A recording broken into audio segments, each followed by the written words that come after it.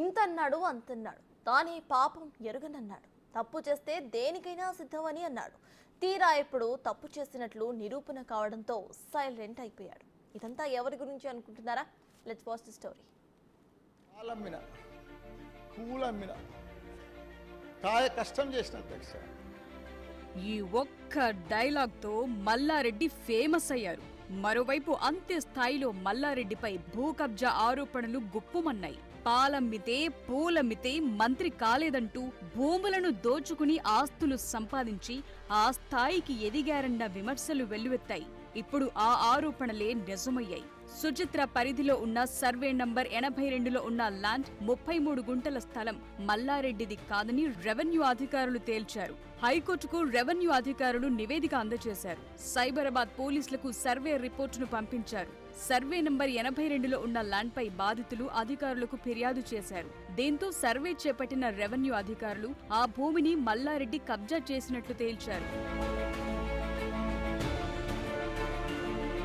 మే 18న సుచిత్ర పరిధిలోని survey number 82లో ఉన్న 2 ఎకరాల భూమి తమదేనని మల్లారెడ్డి చేసిన హడావిడి అంతా ఇంతా కాదు. అయితే అందులో 1.11 ఎకరాలు తమదేనని, తలా 400 గజాలు కొన్నామని, కోర్టు తీర్పు తమకి అనుకూలంగా వచ్చిందని 15 మంది వ్యక్తులు ఫెన్సింగ్ వేసుకున్నారు. ఈ ఫెన్సింగ్ ను మల్లారెడ్డి తన అల్లుడు మల్కాజ్గిరి ఎమ్మెల్యే రాజశేఖర్ రెడ్డితో వచ్చి తొలగించారు. తాను కబ్జా చేసినట్లు నిరూపిస్తే ఎమ్మెల్యే పదవికి రాజీనామా చేసేందుకు తాను సిద్ధమంటూ మల్లారెడ్డి ఛాలెంజ్ చేశారు. ఈ వివాదంపై సీఎం రేవంత్ రెడ్డిని కలుస్తానని, తన దగ్గరున్న ఒరిజినల్ డాక్యుమెంట్స్ అన్ని చూపిస్తానని మల్లారెడ్డి పెద్ద హైడ్రామానే నడిపారు.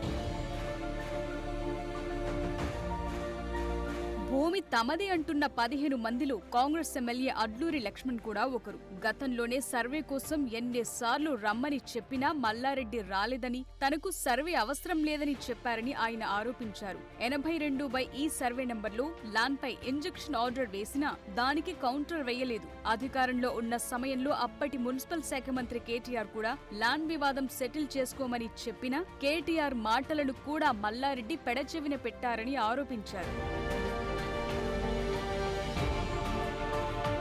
రాజకీయంగానూ ఈ వివాదం కాకరేపటంతో ప్రభుత్వం ఆ స్థలంలో సర్వే చేయించింది. మల్లారెడ్డి ఆయన అల్లుడు మర్రి రాజశేఖర్ రెడ్డిల సమక్షంలోనే సర్వే చేశారు. ఇప్పుడు ఆ సర్వే నివేదికను పోలీసులకు పంపారు. భూమి మల్లారెడ్డిది కాదని తేల్చారు. దీంతో మల్లారెడ్డి మామూలోడు కాదని ఆయన అభిమానులు ముక్కును వేలేసుకుంటున్నారు. ఇప్పుడు మల్లారెడ్డి ఏం చేస్తారన్నది ఆసక్తికరంగా మారింది.